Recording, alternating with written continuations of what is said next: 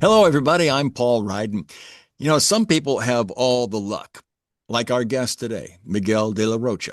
Unfortunately for him, most of the luck has been bad luck, but he has wrestled with fate and come out on top. His book is called, as a matter of fact, Fate, F-A-T-E, My Future After Traumatic Events. Welcome, Miguel. Good to talk with you again. You coming to us Yeah, from it's great Texas.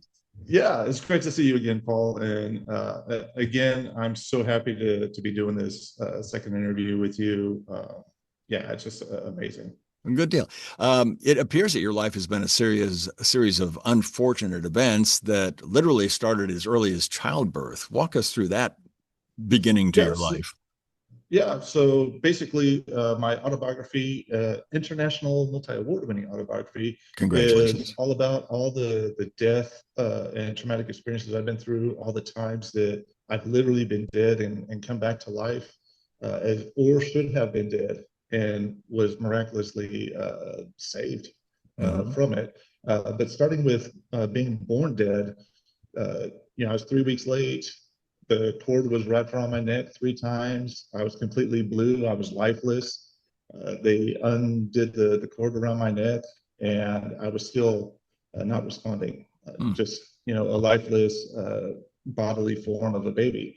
And somehow, after a few minutes, I came back to life and started having the breath of life all over again. But then your life was just one bad thing after another. Your book tracks an amazing journey from near-death experiences to alien abduction to an abusive childhood to Mhm. cancer and then to healing from cancer. Has anyone come to you and said, Mike, come on, Mike, Miguel, really? This all happened to one guy? It sounds like a movie. Right. And it's funny you mentioned that because I've often talked with my cousin who was there for most of it. And, it's so funny that if I didn't live it and if I didn't experience it myself, it would be hard for me to believe. But yet, he was a witness. I have other witnesses, and most of the stuff is very documented. So, especially dealing with the governor in the Philippines, unfortunately, there's a dear friend.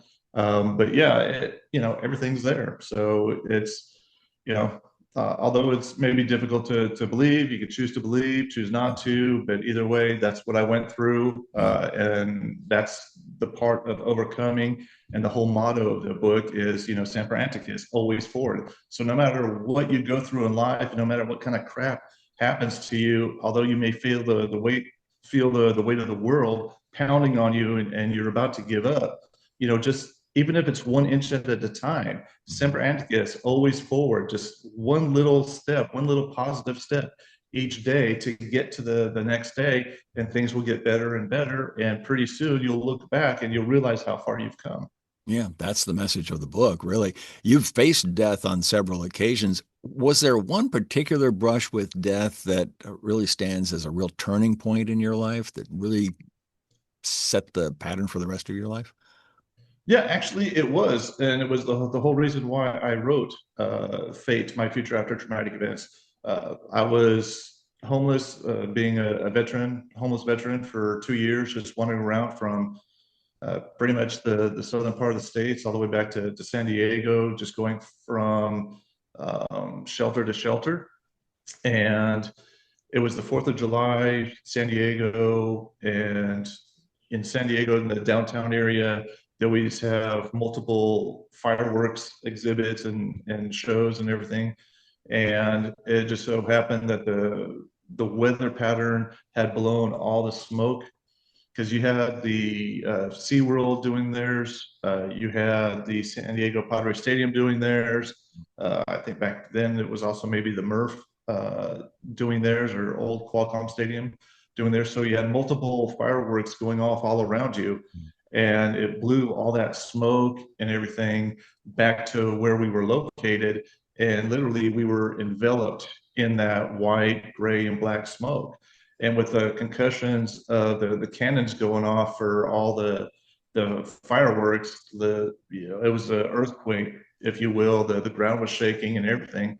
And it was at the moment that I was having flashes of being back in the war. Is one of the most traumatic triggers that I've ever had.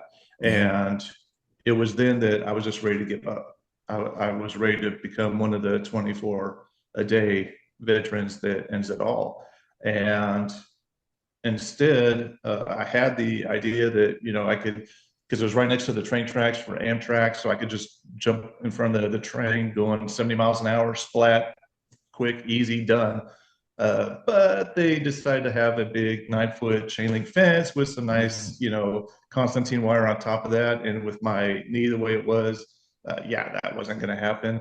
Then I decided to go look at the whatchamacallit, the bridge, the overpass that was nearby. And I looked down and it's like, oh man, it's only about like 20 feet. So I'll just break another leg or, nothing serious. And Maybe then we'll somebody was just, telling you, maybe somebody was telling you, hey, this isn't a good idea. Plunging yeah, a butcher knife into your chest probably isn't a good idea either. Some of these yeah. And other that was things what, you yeah, that try. was when I was a teenager. Yeah. Yeah. But this was when I was, in my 40s. So it was right at that time. And then, so I decided not to do that way. And then I was going to jump in front of the Pacific Coast Highway where cars are doing 70, 80 miles an hour. Yeah. But then it flashed into my mind what would happen and how that would look like.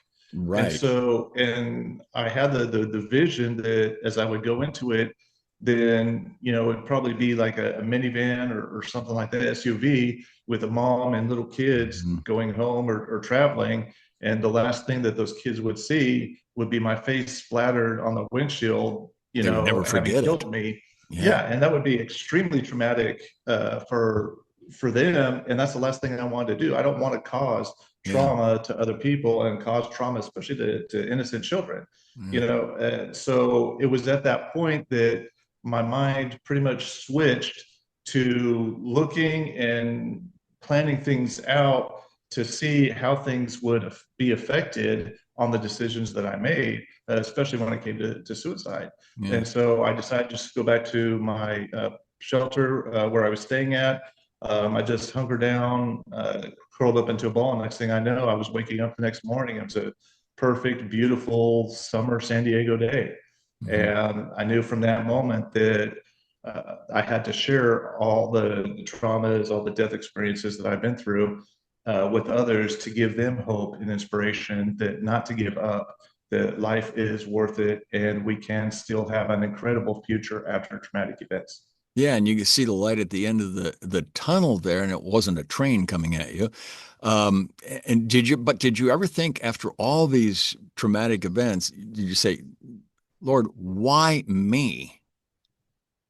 Well, yeah, I did, but then the other question came up, why not me? Well, that's always a good answer because that's Right. true. I mean, why not you? Nobody's guaranteed anything.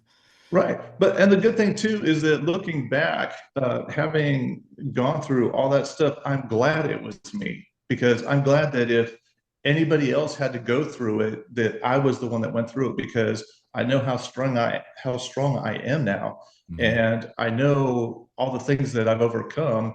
And I know that most people probably would not be able to overcome and survive everything that I've been through. Yeah. And so I'm glad that I'm the one that had to bear the weight on that. I'm the one that had to go through that so that somebody else wouldn't have to. Mhm. Well, not only are you an author, but you're a combat veteran. And tell us about that and how that experience shaped your perspective on trauma and resilience and how you've helped other vets. Well, that's the thing is, with the military, they train you to compartmentalize everything because you have to be able to, like in combat, when I was in basic training back in the late 80s, you know, drill sergeants were still able to scream at you. You'll Yeah. have like three drill sergeants in your face yelling obscenities and everything else, using the military language. They still put their hands on you. They take you behind the barracks and, have a blanket party, things like that for disciplinary actions to get you to line up. And I'm very thankful for that because what that did is when they're dogging you out and they're cursing up a storm in your face while trying to tell you instructions, you learn that no matter what kind of chaos is going on around you, that you filter out what drill sergeants are saying to try and get you to do, so that no matter what happens, to prepare for war, that, when you're in combat and the crap is blowing up and going, and the crap hits the fan, you're not concentrating on everything that's going on. You're just concentrating on the mission, and your mind is tuned in to what needs to be done at that time, as well as being tuned in to listen to your chain of command on what to do next, and how to do it. And that actually worked out well when I was in the war, when we landed hot, meaning that our airplane we landed in the middle of a missile attack with multiple Scud missiles all aimed at us, all blowing up around us and everything else. And it was at that moment, when I was 19 years old, a high school dropout, that all that training came into play. And so I was able to tune out all the stuff that was going on, listen to the NCOs on what they were getting us to do, and guide us through it. And, obviously it worked, because I'm here. Well, now, I mentioned earlier that a lot of your luck has been bad, but you were recently honored as one of MSN's top 10 leading men. Tell us about that and how it's increased your influence among those you're trying to reach with the message that their trauma is not the end of their story. Thank you. And yeah, it was a big surprise, an incredible honor. And to be named as the top leading man in 2026 in the world, in fact, because it was international, that just blew me away, and very humbling, and just deeply honored to be named that, and to be able to access and know how much people are being impacted by my story and by what I'm doing. And the veteran, and not just veterans, all first responders and other people too, that have suffered greatly through traumatic experiences and traumas, and are still struggling, and being able to guide them out of that, and to give them hope, give them inspiration, let them know that the worst is behind them, they can still get through it. And then teach them, equip them, train them, and show them that they can do it, and that they can have an incredible future after a traumatic event, and that they can have be their own hero. Mhm. I don't do the healing for them. I just guide them and teach them how I was able to do it for myself, so that they can learn and equip themselves on how to overcome their own traumas. Yeah, and you've got a really good platform for doing that now. You're also an inspirational speaker with message of hope. What's been the reaction of the people you tell your story to? Most of it has been extremely positive. And, there's some one or two naysayers that's, oh, come on, you didn't really go through all that kind of stuff. Yeah. But the vast majority, I'd say 99% of the people that I talk with, are really inspired. And they actually look back on their life and realize, whoa, I didn't really have it that bad. And so it actually inspires them. And in fact, one of them actually put out a video on her social media all over the world, that, you know, she was impacted so much that she no longer had the victim mentality. Hmm. So whatever she was going through, it wasn't about, oh, woe was me, but Right. rather she was inspired and saying, hey, no matter what I've gone through, that, and no matter what I'm facing, I can get over it, because I can overcome it. And it's changed her life. And she's just one of many, many people that's happened with. Well, how difficult was it for you to relive some of those traumatic events? Because it seems like your life is just one traumatic event after another. I mean, multiple miscarriages with your wife, and just all sorts of things happening to you. How difficult was that to sit down and write it? Yeah, that was actually, that chapter that you're speaking of specifically was the most difficult chapter I had to write. And that's also one of the longest chapters I had to Right. write in time. So dealing with that, it was to the point where I was being triggered so deeply and so often, that I would only be able to write even a couple words down, and my PTSD triggers were going off the charts, and I had to walk away from it for several weeks, even a couple months at a time. before I was even able to think about coming back and start writing again. Because, you know, many authors or many wannabe authors that think, oh, I've been through some trauma and, I ought to, write my life story and I could do an autobiography and everything else. But what they don't realize, and what I didn't realize before writing all of it, was that when you do choose to do that, you relive those traumas every Hmm. single time you go to write. Sure. Every single time you have to relive and re-experience it over and over and over again in order to be able to share it and write it down with the world as you're intending. So that's one warning, if you will, that I give to anybody that thinks that they can write their autobiography about traumatic events and stuff like that, is that you will have to go through those traumas every single time you go to sit down to write, and be prepared for that. Have a plan of action ahead of time, that when it triggers, because it will trigger, that when it does, in advance, you have a plan of action to work around that, to deal with that, to overcome that, and then to come back and continue writing. I know you say in the book that you're not making it a religious thing, but is there a spiritual component to what you've gone through and how you've survived it? Yeah, absolutely. I could definitely see, whether you want to call it the hand of God, the hand of fate, the universe, that Well, those are throughout kind of different. everything. Those are different things. Right, or all in one. But yeah, there's definitely been a hand, and God, which for me is the God of Israel, that has guided me, that has protected me, that has brought me literally back from the dead multiple times, and has protected me from all the times that I should have been dead. And I mean, there's no way about it, because I'm on at least my 15th life, if not more. Yeah. So how many times, should a person go through death experiences and battling the angel of death, where they win the battle, they're still alive, before you realize that, hey, maybe something's going on in the universe, Mhm. that, maybe there's a force greater than myself that is protecting me and guiding me. Yeah. What's your next project now? Now that you've finished that and move on, what's next for you? Well, I've got some great, exciting news, and I waited to share this with you on this platform, especially for you, my friend. That I'm actually switching over to a new publishing company. It is Book Publisher Path, and what we're going to be doing is we're revamping my autobiography. I've included and added some additional content to it. Also, we're making it a hardback. We're going to be revamping the cover. We're also going to be turning it into an audiobook, because that's been one of the number one things that people have been sharing with me, is like, hey, that's great, but I really don't read a lot of books, but Right. I love to listen to audiobooks, especially for like drivers, or Yeah. military, or first responders that are in their vehicle a lot of hours a day.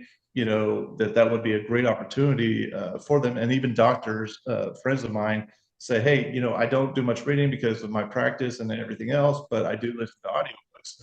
Hmm. So because that's been a number one request, we're going to be making it into an audiobook.